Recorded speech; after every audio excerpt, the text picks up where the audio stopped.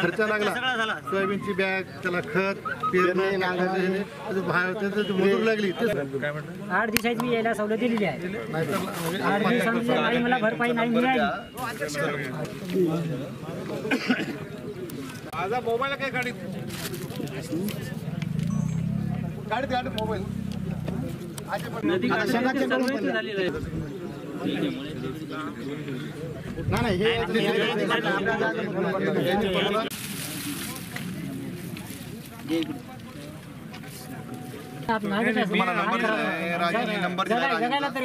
बरोबर आहे. मी आता लावा लागला फोन, मी आता लावतोच फोन.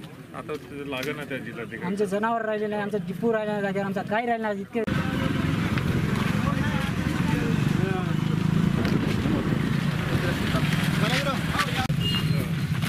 त्यांचं त्यांनी बघावं, त्यांनी येऊन बघावं हे काय. मी तर आलो ना, मी आज शेतात जाऊन पाहणी केली ना डायरेक्ट. मी काय गाडीत ना हवेत पाहणी केली नाही. मी आज शेतावर आलो, पाहणी केली पूर्ण. स्वराज्याचे सगळे लोक इथं आलेत, आम्ही स्वतः इथं आलोय. बाकी आमदाराला खासदारांना वेळ नाही का इथं यायला? आणि कृषी मंत्र्यांनी यायलाच पाहिजे ना. बाकी सगळं थांब, तुम्ही कृषी मंत्री आहेत, तुम्ही बाकी सगळ्या गोष्टी थांबल्या तरी चालतील. पण अशा वेळी ज्यावेळी विषय इतका नाजूक बनलेला आहे, अशा ठिकाणी तुम्ही शेतकऱ्यांचा अश्रू पुसण्यासाठी तुम्ही पोचायला पाहिजे. ताळमेळ नाही दोघांमध्ये असं वाटतं कृषी मंत्री मुख्यमंत्री. आता तुमच्या बोलण्यावर दिसतेच, पंचनामे तर व्हायलाच पाहिजे ना. आपण तिसऱ्या आघाडीचा आणि तिथं चव्हाण हा शेतकरी म्हटला की मला जर राजे 4 दिवसात जर पैसे आले नाहीत तर मी आत्महत्या करणार. आता हा प्राथमिक स्वरूपात सगळ्यांच्या वतीने धाडस करून त्यांनी मला बोलून दाखवलं.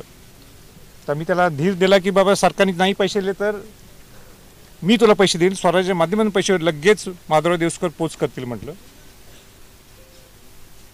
पण हे होऊ नये ह्याच्यासाठी काय आपण उपाययोजना करू शकतो? नदी खोलीकरण असेल, किंबहुना अनेक वेगळे त्याचे मार्ग असतील. पण मी शेतकऱ्यांची अवस्था पाहून मला फार मनापासून वेदना झाल्या.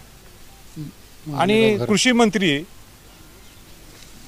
मंत्री इकडे यायचे सोडून, आमदार खासदार सोडून ते आलेलेच नाही आहेत.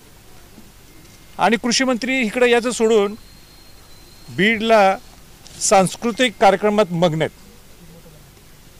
हे काय बरोबर आहे? काय शोभते काय महाराष्ट्राला? शोभते काय कृषी मंत्र्यांना? जरा या इकडं बघा परिस्थिती काय. इथं आता मी कुठल्या गावात मारले गावात आहेत, त्या इतक्या गरीब 15 घरं उद्ध्वस्त झाले, घरच नाही राहिलेली नाहीत.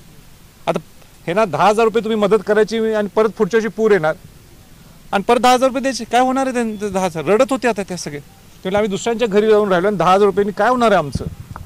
आम्हाला घरकुल मिळणार आहे का? एबीपी माझा, उघडा डोळे बघा नीट.